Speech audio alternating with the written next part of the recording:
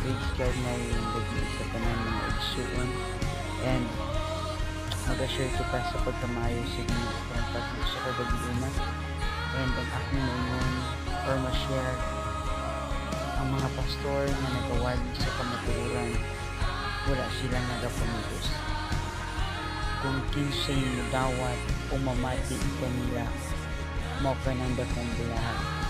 And kinaadto ang Ginoo nagwali sa kadaghanan, pero wala gid siya namugos kung kinsa ang mamati kung mutuo o muduol kani. Pero kanunay siya nagabaton nga adunay mutuo o musalig kani.